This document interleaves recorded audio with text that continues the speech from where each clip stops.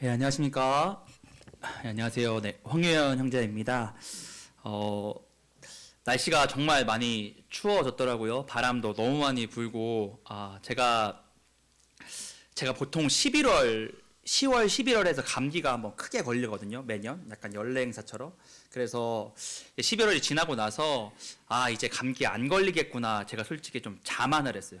나는 이제 감기는 이제 다 뗐구나. 이 생각을 했었는데, 딱 그런 생각을 하고 그 다음날 이제 목요일이죠. 한 4나흘 전에 감기를 제대로 걸려가지고 한 이틀 동안 좀 고생을 했었는데, 성도님들 날씨 추운데 감기 조심하시기 바라고 건강 유의하시기 바랍니다. 제가 이제 오늘 함께 나눌 말씀은 여호와께 이제 감사하라라는 말씀인데요. 제가 이 말씀을 이렇게 준비 부탁을 받았을 때 보통 저는 바로 그냥 이렇게 선택을 하게 됩니다. 왜냐하면 내가 필요한 말씀, 내가 꼭 알아야 되고 내가 꼭 들어야 될 말씀, 그러니까 다시 말해서 내가 필요한 말씀이 곧 우리 교회에 필요한 말씀이다라고 생각을 하기 때문입니다.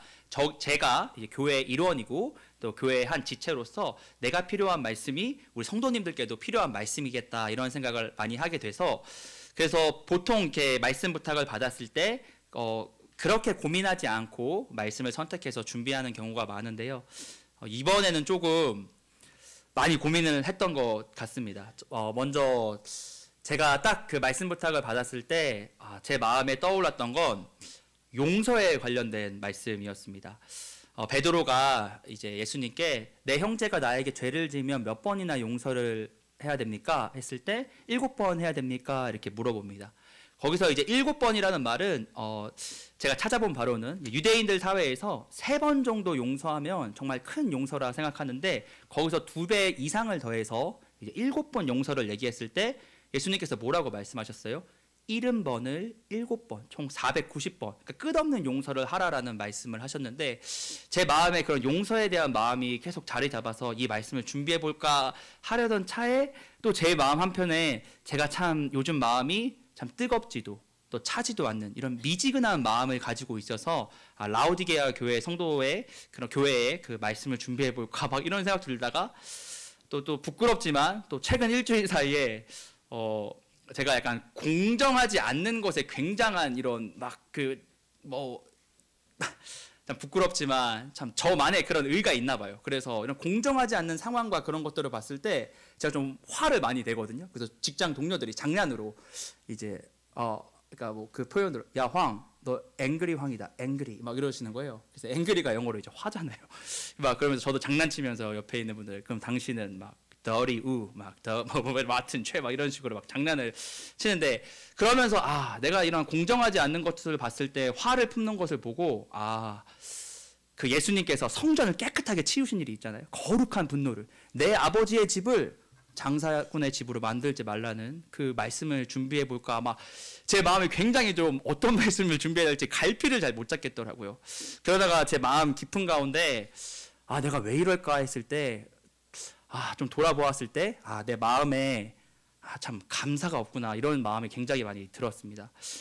이제 어떤 이가 말하기를 생각하는 것, 잠잠히 곰곰이 생각하는 것은 감사하는 것이다 라고 얘기하더라고요.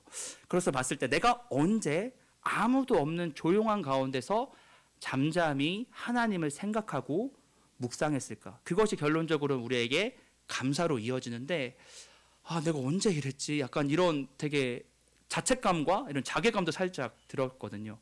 성도님도 언제 잠잠히 하나님과 그 예수 그리스도를 묵상하시면서 감사하신 적이 있나요? 제 마음에 참 너무나도 찔림이 있어서 그래서 감사에 관련된 주제로 함께 말씀을 나누려고 합니다. 그래서 제목은 여호와께 감사하라라는 제목으로 말씀을 준비했고요. 시편 107편 1절부터 8절까지 말씀으로 함께 나누고자 합니다. 우리 한번 같이 읽었으면 좋겠는데요. 같이 읽겠습니다. 시작. 여호와께 감사하라. 그는 선하시며 그 인자하심이 영원함이로다. 여호와의 속량을 받은 자들은 이같이 말할지어다.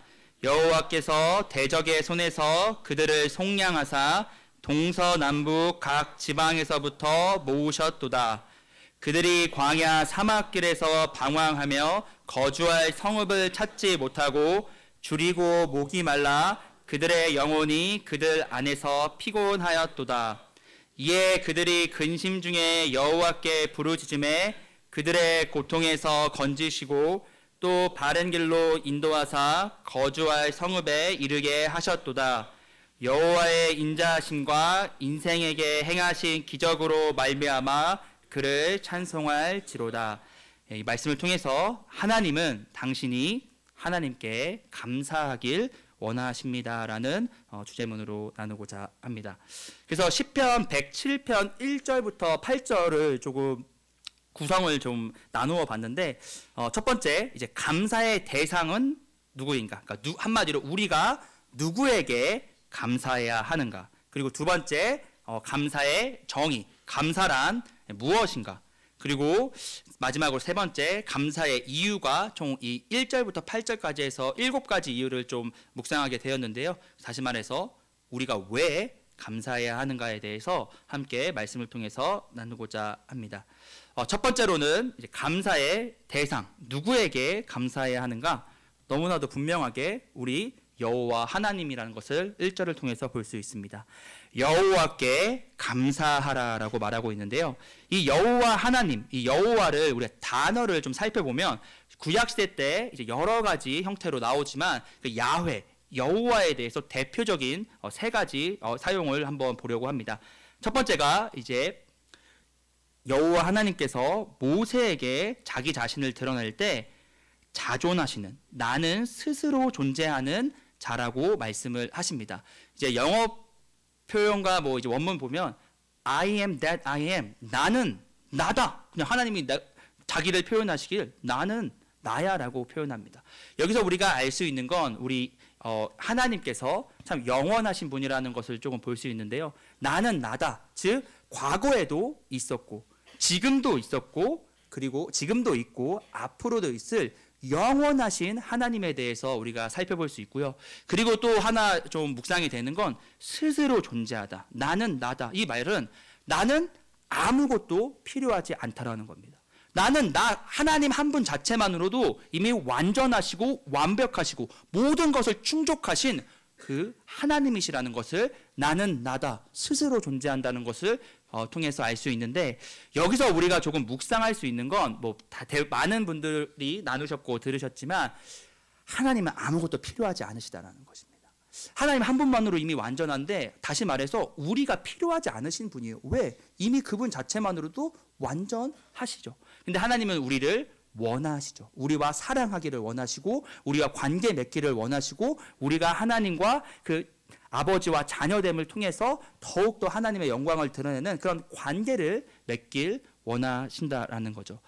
좀 다른 예를 들어서 제가 만약에 누군가에게 부탁을 할 때 저는 누군가가 나에게 부탁을 하면은 어떤 사람이 필요가 있고 어떤 사람이 뭘 원하니까 저한테 부탁을 합니다. 근데 반대로 제가 부탁을 하면 제가 아무것도 필요가 없어요. 그럼 누군가에게 부탁을 하지 않을 겁니다. 제가 필요가 다 채워져 있는데 뭘 더 원하겠습니까? 근데 우리 하나님은 그런 분이 아니라신 거죠. 아무것도 필요하지 않으시고 모든 걸 다 갖추신 분께서 우리를 원하신다는 그 사실을 좀 생각할 때 감사가 되었고요. 그 두 번째로 이제 절대적인 하나님에 대해서 신명기 6장 4절에 나와 있는데요. 이스라엘아 들으라, 우리 하나님 여호와는 오직 유일한 여호와시라고 말하고 있습니다. 이 세상에 수많은 신들, 우상신들, 정말 우리 수요일에 이정현 형제님 통해서 우리가 보았듯이 우리 민족도 너무나도 많은 이 우상신들을 섬기고 있었는데 그러나 우리가 말씀을 통해서 알 수 있는 건 무엇입니까? 이 여호와라는 단어를 통해서 알 수 있는 것은 무엇입니까? 우리 하나님, 여호와 하나님은 오직 유일한 참신이시오 참 하나님이시라는 것을 우리가 단어를 통해서 볼 수 있고요. 그리고 세 번째로는 우리가 너무나도 유명한 시편 말씀, 시편 23편 1절에 여호와는 나의 목자시니 내게 부족함이 없으리로다. 우리 하나님은 나의 목자 되시는 그 여호와 하나님에 대해서 우리가 알아볼 수 있습니다. 그래서 우리의 감사의 대상이 누구냐? 여호와 하나님입니다. 그 여호와 하나님은 자존하시고 절대적이시고 목자이신다는 것을 생각하게 된다는 거죠. 그래서 이 시편 기자와 또 청중들이 이 여호와께 감사하라 했을 때, 이 여호와라는 단어를 들었을 때 이러한 세 가지뿐만 아니라 너무나도 많은 하나님의 성품과 하나님께서 하신 일들을 묵상하면서 감사한다라는 것을 우리가 알 수 있습니다. 그 두 번째, 감사의 정의를 좀 보려고 하는데요. 감사란 무엇인가? 이 감사란 단어를 찾아봤을 때 이 사전적인 단어는 어떤 자백하다, 고백하다, 그리고 찬양하다. 어떤 사람이 나에게 호의와 좋은 일을 해주었을 때 그것을 기억하고 기리면서 드러내는 것이 찬양하다라는 단어고요. 감사하다는 무엇입니까? 마찬가지로 누군가가 나에게 호의와 좋은 일을 해줬을 때 그것에 대해서 되게 흐뭇하고 따뜻한 마음을 품는 것을 얘기하는데요.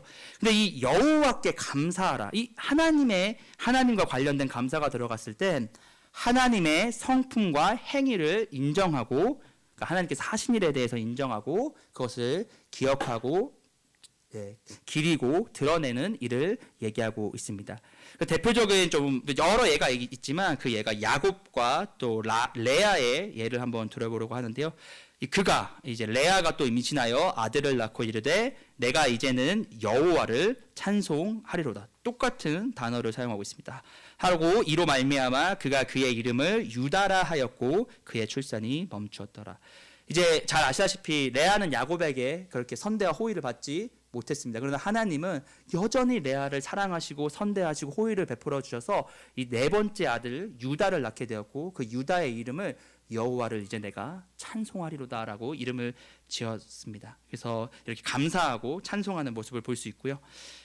그것을 통해서 이제 우리가 누구에게 감사하고 감사가 무엇이고, 그럼 이 시편 기자가 이제 감사의 이유에 대해서 얘기하고 있는데 총 7가지 중에 첫 번째 감사의 이유는 하나님께서 선하시기 때문입니다. 첫 번째 이 선하시다라는 단어는 이제 좋다라는 뜻입니다. 이 좋다라는 뜻은 굉장히 포괄적이고 범용적으로 많이 쓰이는 단어고 우리나라도 마찬가지지만 히브리 사람들에게도 마찬가지인 거죠. 우리가 어떤 사람이 굉장히 뛰어난 용모를 가지면 좋다라고 얘기할 수 있고요.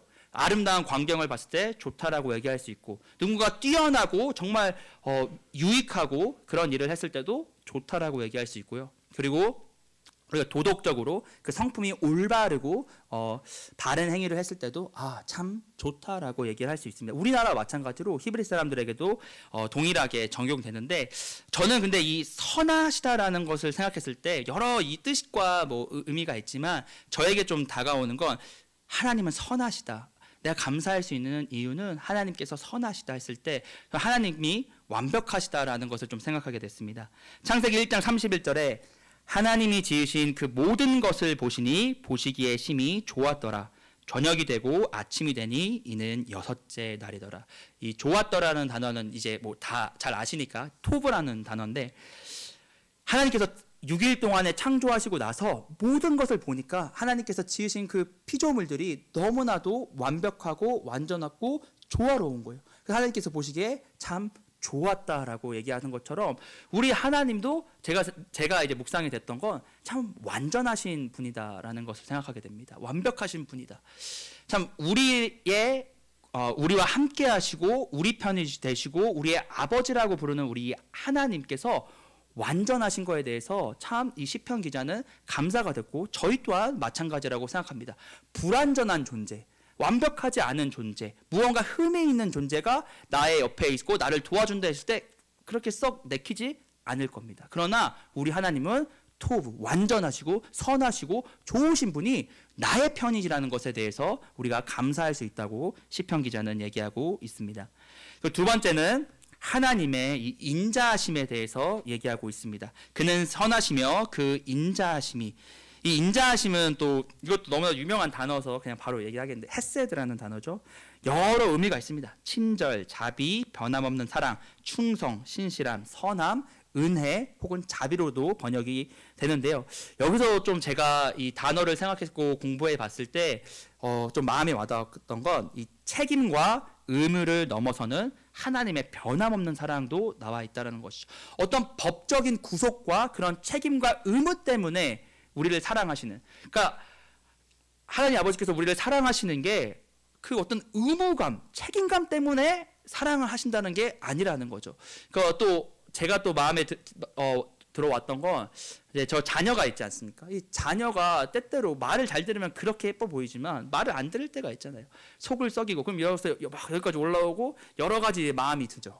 근데 때때로는 뭐 부끄럽긴 하지만 내가 얘를 아빠니까 사랑하고 좋아하고 막 약간 이런 느낌이 있거든요. 그러니까 뭔가 어떤 그런 책임감과 의무감으로 인해서 이 아이를 대할 때가 있는데 우리 하나님은 그런 분이 아니시라는 것에 대해서 좀 이 헤세드, 이 인자하심에 대해서 좀 생각하게 됩니다. 그러니까 제가 이거를 좀 말로 표현하고 더 이해해 보려고 해도 이게 제가 그 영역까지 갈 수가 없으니까 잘 이해가 안 되더라고요. 근데 여러분들은 잘 아시지 않습니까? 우리가 그 사랑을 느끼지 않았습니까? 하나님은 사랑이시라. 하나님은 사랑 그 자체셔서 우리를 사랑하는 게 어떤 의무감과 책임감 막 이런 걸로 사랑하시는 게 아니라는 거죠. 그것을 넘어서 우리를 사랑하시는 것을 볼 수 있는데요.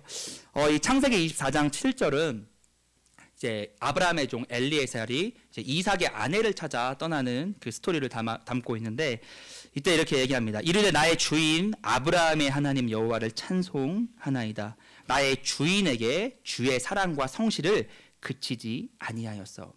여러분들 이 아브라함의 삶을 잘 돌아보시면 뭐 잘 아시니까 짧게 얘기하지만 아브라함의 삶이 완전히 올바른 삶은 아니었던 거 잘 알고 있습니다. 짧게 얘기하지만 사라와의 관계를 해서 2번이나 이렇게 거짓말하는 경우도 있었고 또 약속의 아들 이삭을 기다리지 못하고 그 여종인 하갈과 동침하여 이스마엘을 낳는 하나님 보시기에 참으로 기쁜 행동을 하는 그런 자는 아니었습니다. 근데 이 엘리에셀이 하나님과 아브라함의 관계와 이 삶을 통해서 봤을 때 뭐라고 얘기합니까?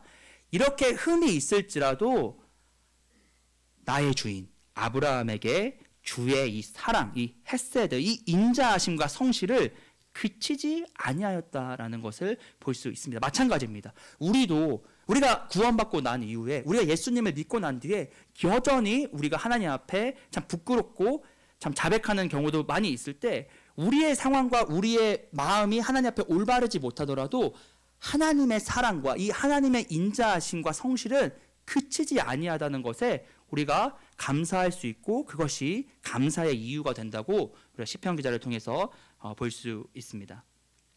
그리고 세 번째로는 영원하심입니다. 감사의 이유가 세 번째로 하나님의 영원하심인데요.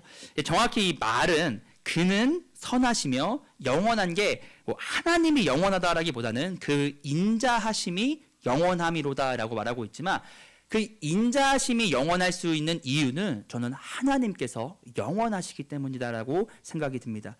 이 영원하심이라는 단어는 어떤 상태가 끝없이 이어지는 것, 시간을 초월해서 변하지 아니한 것. 이 영원이라는 개념도 우리가 뭐 어떻게 완전히 다 이해할 수는 없지만 그냥 이렇게라도 조금이라도 우리가 이해할 수 있는데 그래서 이 영원함을 통해서 하나님의 성품은 변하지 않으시고 영원하신 하나님이라는 것을 볼 수 있는데요. 참 제가 조금 마음에 두었던 건 이 변하지 않으시고라는 것입니다. 여러분들 우리가 살다 보면 이 상황과 우리의 마음은 시시때때로 변합니다. 왜? 그 앞이 너무나도 불확실하기 때문이죠. 우리가 만약에 모든 것을 다 알고 있어요. 앞으로 어떤 일이 다 일어날지 알아. 이러면 조금은 마음에 안정감이 있을 것 같아요. 근데 어떤 일이 일어날지 당장 이 10분 뒤에 무슨 일이 일어날지 누구도 알 수 없습니다. 이런 불확실성이 이런 계속해서 변화무쌍한 것들이 우리 마음을 다가왔을 때 계속해서 스트레스가 되고 어려움이 되고 힘듦이 됩니다. 그러나 우리가 알고 있는 것 절대 변하지 않는 한 분이 계시는데 그것은 영원하신 하나님이라는 겁니다. 변하지 않으신 분이 내가 비록 변할지라도 여전히 끊임없이 선하시고 인자하시고 나를 사랑하시는 그 하나님은 변하지 않으신다는 것에 대해서 감사가 되고 그 감사의 이유가 됩니다. 그래서 시편 90편 모세는 이렇게 이야기합니다. 산이 생기기 전 땅과 세계도 주께서 조성하시기 전 곧 영원부터 영원까지 주는 하나님이시니이다라고 고백하고 있습니다. 이 고백이 우리의 고백이 되어야 될 줄 압니다. 네 번째로는 감사의 이유는 이 하나님의 속량에 대해서 시편 기자는 얘기하고 있습니다. 여호와의 속량을 받은 자들은 이같이 말할지어다. 여호와께서 대적의 손에서 그들을 속량하사 동서남북 각 지방에서부터 모으셨도다라고 얘기하고 있습니다. 이 속량이란 단어를 찾아보시면 이제 구속 혹은 이제 친족 구속이라고 해서 어떤 이제 친족이 노예로 팔려갔거나 아니면 재산을 몰수당했거나 이런 어려운 곤경에 처했을 때 그것을 대신 값을 지불해서 이제 구해주는 것을 얘기하거든요. 그래서 따라서 이것은 뭐 몸값이나 구출로도 번역할 수 있는데, 그러니까 한마디로 얘기해서 나와 있듯이 대가를 지불하여 자유롭게 해방시켜주는 행위에 대해서 얘기하고 있습니다. 여러분들 이 속량, 누군가가 대가를 지불해서 자유롭게 해방시켜주는 이 행위를 생각할 때 어떤 한 분이 떠오르시지 않습니까? 바로 예수님이 떠오르실 줄 아는데, 우리 한번 같이 읽겠습니다. 시작. 그 아들 안에서 우리가 속량 곧 죄사함을 얻었도다. 우리는 그리스도 안에서 그의 은혜의 풍성함을 따라 그의 피로 말미암아 구속 곧 죄사함을 받았느니라. 아까 속량이라는 단어가 대가를 지불해서 누군가를 해방시켜주고 자유롭게 해주는 행위라 말했습니다. 우리 예수님께서 마찬가지로 자신의 그 피값으로 말미암아 우리에게 구속, 곧 이 죄사함을 주셨다 얘기하고 있습니다. 근데 이 죄사함을 받기 위해서 우리가 먼저 알아야 될 것은 무엇이냐면, 내가 먼저 죄가 있다는 것을 알아야 됩니다. 이 죄는 무엇입니까? 이것도 한번 같이, 이건 제가 읽겠습니다. 내가 내 마음에 이르기를, 이건 이제 루시퍼, 이제 사탄에 대해서 나오는 건데, 내가 하늘에 올라 하나님의 뭇 별 위에 내 자리를 높이리라.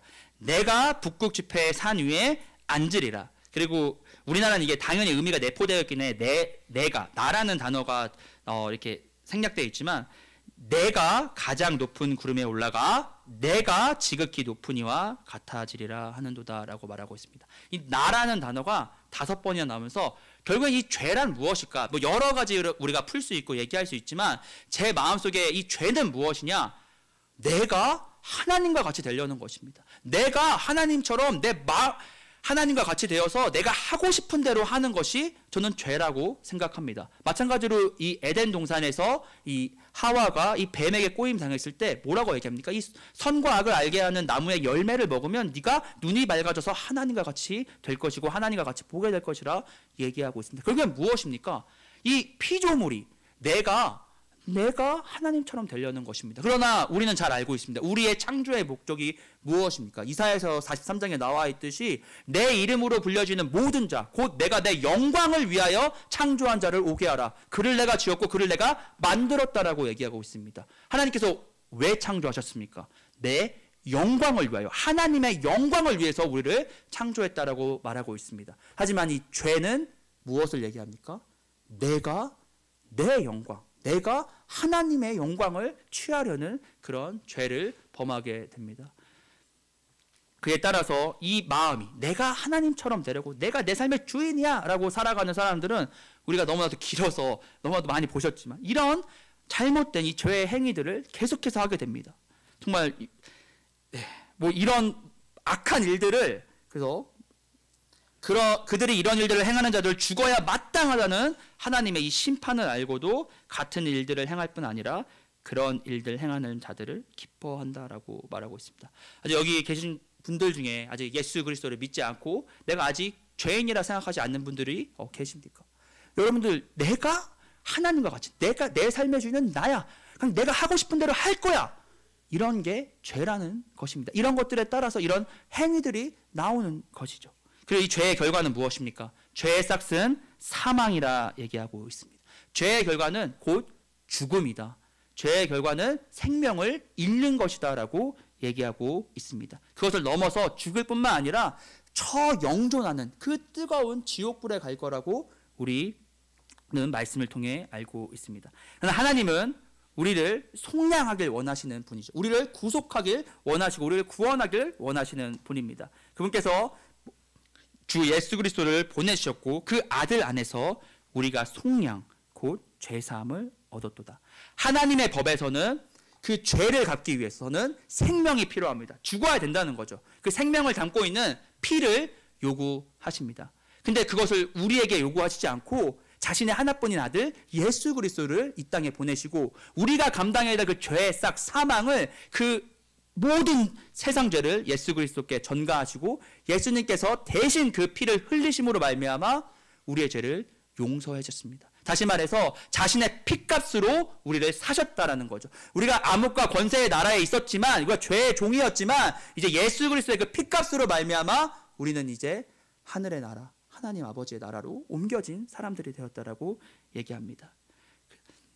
뭐 언급은 하지 않았지만 마찬가지로 죄라는 것은 내가 하나님처럼 되길 원하는 그 마음이 하나님과의 우리가 분리가 되고 그의 십자가의 피로 화평을 이루었다. 이제 예수 그리스도의 피로 말미암아 우리가 하나님과 우리가 원수되었던 우리가 화평을 이루었다 얘기합니다. 전에 악한 행실로 멀리 떠나 마음으로 원수가 되었던 너희를 이제 그의 육체 예수 그리스도의 육체의 죽음으로 말미암아 화목하게 했다는 것입니다. 예수님께서 나를 대신해서 그 십자가에서 죽으시고 부활하신 것이 본인의 죄가 아닙니다. 예수님은 죄가 없으시다고 하셨어요. 죄 없으신 분께서 우리의 죄를 위해서 죽으셨고 그 우리를 속량하신 것에 대해서 생각하게 됩니다.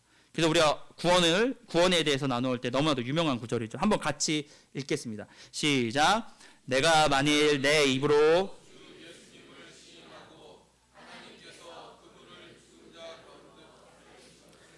내 마음속으로 믿으면 구원을 받으리니 사람이 마음으로 믿어 의에 이르고 입으로 시은하여 구원에 이르니. 정말로 우리 예수님께서 다 하셨습니다. 십자가에서 다 이루었다 말씀하셨고요. 내가 너의 그 죄값을 내 피값으로 다 치렀다라고 말씀하셨어요. 그 생명길을 열어주셨다는 거죠. 그래서 우리가 단순히 너무나도 쉬워 보이지만 우리가 할 일은 무엇입니까? 말씀에 나와 있는 것처럼 예수님을 우리 마음속에 믿고 입으로 시인하면 구원을 받는다라고 성경은 정확하게 얘기하고 있습니다.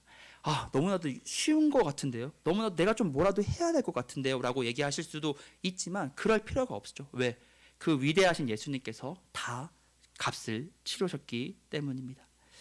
그 감사의 이유를 계속해서 볼 텐데요. 5번째 이유는 하나님의 이제 공급하심에 대해서 보려고 합니다. 그들이 광야 사막길에서 방황하며 거주할 성읍을 찾지 못하고 줄이고 목이 말라 그들의 영혼이 그들 안에서 피곤하였도다. 이에 그들이 근심 중에 여호와께 부르짖으매. 감사합니다. 이 하나님의 공급하심에 대해서 이제 설명을 할 때 이제 이스라엘 사람들의 그 40년 광야길에 대해서 얘기를 하고 있습니다. 이 광야 이 사막길, 출애굽 후 불순종으로 인한 40년 광야 생활. 너무나 잘 아시겠지만 이 갈렙과 여호수아가 들어가자. 하나님 우리랑 함께 하신다. 들어가자 했을 때 아무도 안 들어가 가지고 이제 40년 동안 또 이 방황하는 생활을 하게 됩니다. 그래서 이 불순종의 결과가 어떻게 됩니까? 방황, 거할 곳이 없고 배고프고 목마르고 영혼의 피곤함, 근심이 있다라고 얘기하고 있습니다. 여러분들 이건 이스라엘 사람들 얘기라고 할 수 있지만 실질적으로는 우리의 삶도 별반 다르지 않은 것 같습니다. 여러분들 우리가 하나님께서 우리가 어떻게 살아야 되고 어떤 마음을 가져야 되는지 말씀에 다 담으셨어요. 우리가 그런 것들을 다 알고 있고 성령님께서 우리 안에 내주하사 우리에게 찔림을 주시고 어떻게 해야 되는지도 말씀하세요. 그러지 않을 때 우리가 결론적으로 불순종으로 인해서 이런 어려움들을 겪게 되는데 이 방황이라는 단어를 보면 이제 사전적인 단어도 이제 길을 잃었거나 잘못 인도되었다는 거. 40년 동안 이스라엘 사람 계속해서 떠돌았다는 거죠. 또 이 단어가 내포하고 있는 건 이 하나님의 계명이나 인도에서 벗어났다는 거죠. 불순종하면 더 이상 내가 하나님의 그 보호 가운데 없는 것처럼 느껴질 수도 있다라는 거죠. 그리고 거할 것이 없고요. 또 배고프고 목마르고 영혼의 피곤함. 이 피곤함은 이 신체적으로 쇠약하고 허약한 것뿐만 아니라 우리가 정서적 또는 영적으로 압도돼서 아무것도 못하고 기진맥진한 상태가 된다는 거죠. 불순종의 결과가 이렇게 무서울 수 있다라고 얘기하고 있습니다. 또한 근심, 그러니까 이런 불순종으로 인해서 어떤 우리 안에 적대자가 나타나고 우리에게 고통이나 문제를 일으키는 사람이 나타날 수도 있다라고 하고요. 또 크게 포괄적으로 봤을 때 육적, 내적인 갈등이 일어날 수 있다는 것이죠. 불순종의 결과가 정말 이 이스라엘의 이 40년 광야 생활을 통해서 참 우리가 교훈을 받을 수 있습니다. 그러나 이런 고통 중에 있을 때 어떻게 얘기합니까? 이들이 근심 중에 여호와께 부르짖음에 그들의 고통에서 건지셨다라고 얘기합니다. 이 말씀이 참 감사가 되는 건 참 제가 저 스스로 이렇게 다짐한 게 있는데, 여러분들 스트레스 안 받는 사람 없잖아요. 와, 저는 약간 뭐 잘 아시지만 제가 말이 이렇게 빠른 것처럼 제 성격이 엄청 빠르거든요. 그래서 어떤 문제가 있을 때 즉각적으로 해결해야 돼요. 그게 아니면 제가 스트레스 굉장히 받는 사람이에요. 근데 이게 저의 삶을 되게 힘들게 하더라고요. 제가 영적인 삶을 갉아먹고 있더라고요. 그래서 이걸 알게 해주셔서 감사하게 제 마음속에, 그래, 이런 스트레스를 받을 때 즉각적으로 내 힘으로 해결하기보다는 하나님께 가자. 하나님께 물어보자. 그러니까 해결이 되지 않더라도 하나님께 푸념이라도 해보자. 약간 이런 마음을 좀 가졌어요. 아, 주님, 제가 이런 일 때문에 힘든데, 아, 미쳐버리겠습니다. 약간 이런 식으로. 진짜, 막 그럴 때가 있잖아요, 사람들이. 근데 참 제가 이 말씀을 준비하면서 너무나도 제 마음에, 좀 죄송하더라고요. 이러질 않으니까. 자꾸 제가 스트레스 받고, 제가 막 이렇게 어려움이 있을 때 자꾸 내 힘으로 해결하니까 더 어떡합니까? 고통 중에 더 가는 거예요. 더 깊은 수렁에 빠지는 거예요.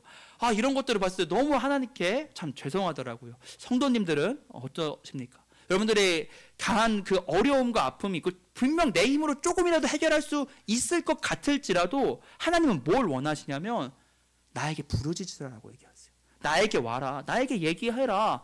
라고 얘기하고 계세요. 그렇게 했을 때 어떻게 하십니까? 아까도 나왔듯이 그들을 고통에서 건지셨다라고 얘기하고 있습니다. 이 건지다라는 단어는 뭐 이런 영적인 부분도 있지만 좀 더 이런 신체적, 외적 환경에서 건진다라는 표현을 많이 하는데요. 이 하나님의 공급하심을 그래서 볼 수 있습니다. 이 이스라엘 40년 광야 생활 동안 아무것도 이 광야에서 뭘 먹을 수 있겠습니까? 뭘 경작할 수 있겠습니까? 이 이스라엘 백성들에게 만나와 메추라기와 이 물을 공급하시는 것을 볼 수 있습니다. 그들이 힘들고 어려울 때 계속해서 공급하시고, 또 이방 민족들이 계속 공격을 해왔을 때도 하나님께서 보호하신다는 것을 볼 수 있습니다. 이 시편 기자가 감사할 수 있는 이유는 내가 고통 중에 있을 때 우리 여호와께서 나의 부르짖음을 들으시고 우리에게 공급하시는 분이라는 것을 얘기하고 있습니다. 여섯 번째로 감사의 이유는 하나님의 인도하심입니다. 또 바른 길로 인도하사 거주할 성읍에 이르게 하셨도다라고 얘기하고 있는데요. 이 40년 광야 생활 동안 우리 하나님께서 낮에는 구름 기둥, 밤에는 불 기둥으로 인도하시는 것을 볼 수 있습니다. 그리고 거주할 성읍에 이르게 하셨도다. 광야 생활을 마치고 가나안 땅으로 인도하신 하나님을 볼 수 있습니다. 신명기 11장 25절에 이제 말씀을 보면은 이 위에 또 바른 길로 인도하사와 너희의 하나님 여호와께서 너희에게 말씀하신 대로 너희가 밟는, 이 밟는이랑 인도하사라가 똑같은 단어를 사용하고 있습니다. 우리 하나님은 그저 그렇게 인도하고 그냥 앞에만 살짝 보여주고 그런 분이 아니라 정말로 우리가 그 땅을, 이스라엘 백성이 그 가나안 땅을 밟았던 것처럼 우리도 정말로 주님의 인도하심을 밟으면 주님께서 가시고 우리에게 원하는 그 길을 걷고 밟게 하신다는 것을 우리가 말씀을 통해서 볼 수 있습니다. 그래서 뭐라고 얘기합니까? 모든 땅 사람들에게 너희를 두려워하고 무서워하게 하시리니 너희를 능히 당할 사람이 없으리라. 우리가 밟고 우리가 주님의 인도를 따라 걷는 그 길은 그 누구도 막을 수가 없고 주님께서 함께 하시고 주님께서 도와주신다는 것을 이 말씀을 통해서 볼 수 있습니다. 마지막으로 이제 감사의 이유가 이제 하나님의 기적인데요.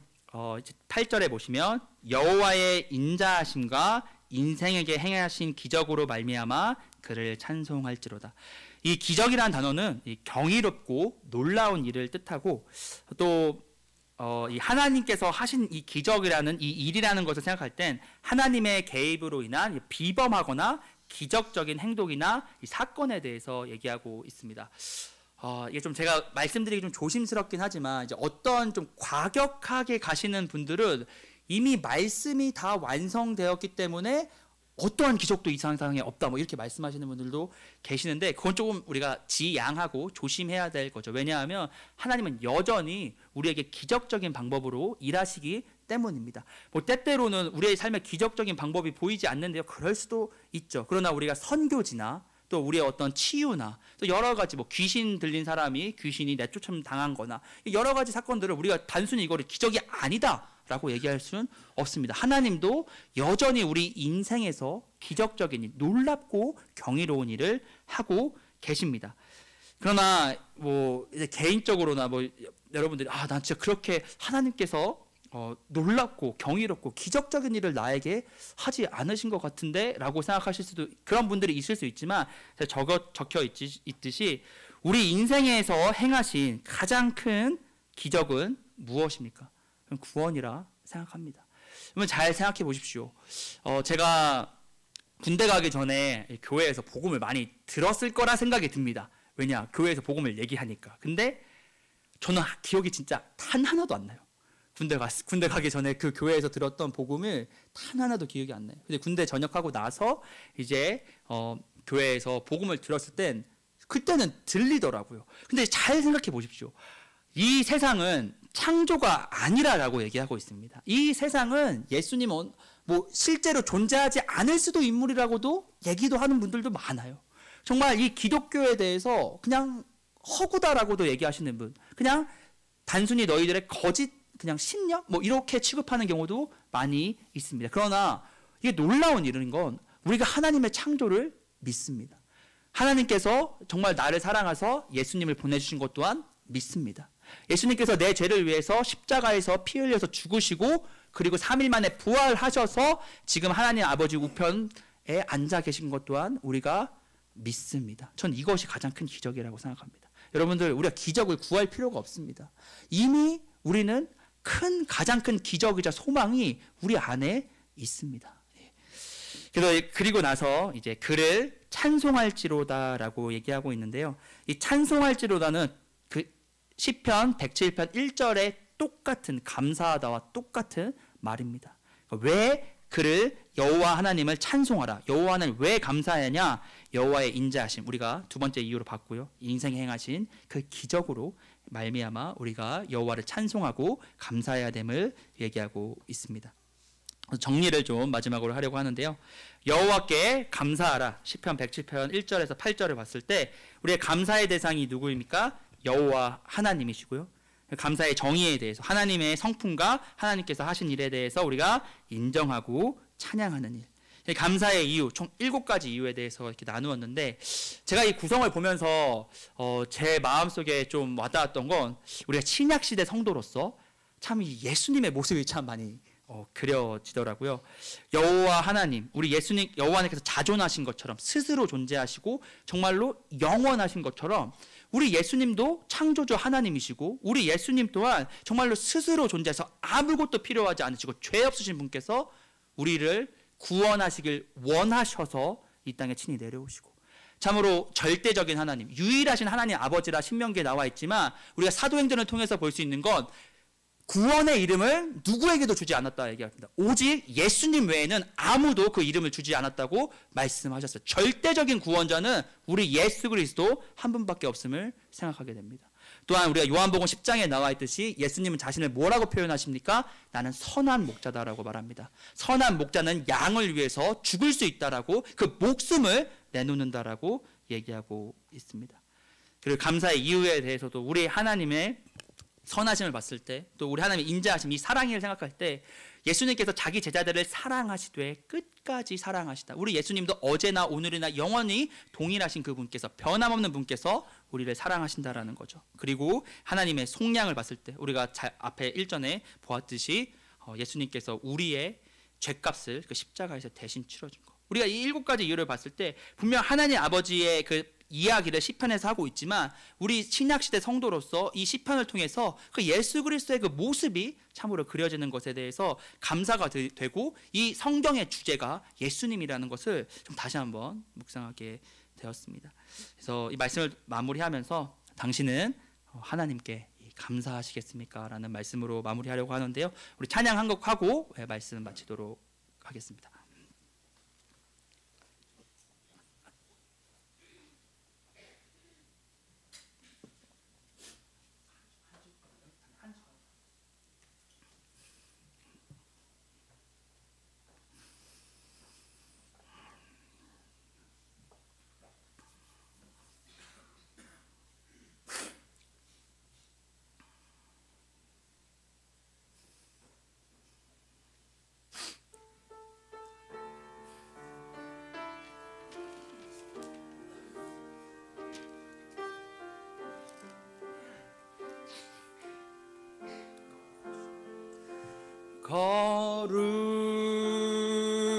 거룩하신 하나님 주께 감사드리세. 날 위해 이 땅에 오신 독생자 예수, 나의 맘과 뜻 다해 주를 사랑합니다. 날 위해 이 땅에 오신 독생자 예수, 내가 약할 때 강함 주고 가난할 때 우리를 부욕해 하신 나의 주 감사. 내가 약할 때 강함 주고 가난할 때 우리를 부욕해 하신 나의 주 감사. 한 번 더 찬양하겠습니다.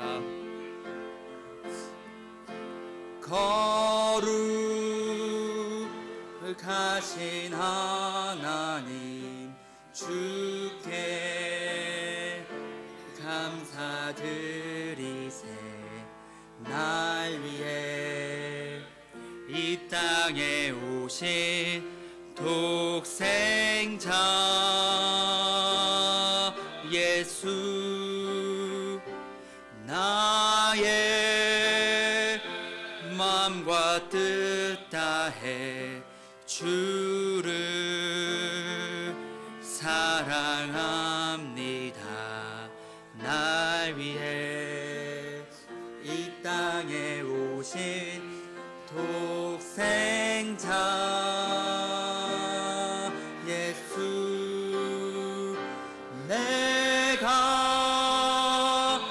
약할 때 강함 주고 가난할 때 우리를 부욕해 하신 나의 주 감사. 내가 약할 때 강함 주고 가난할 때 우리를 부욕해 하신 나의 주 감사.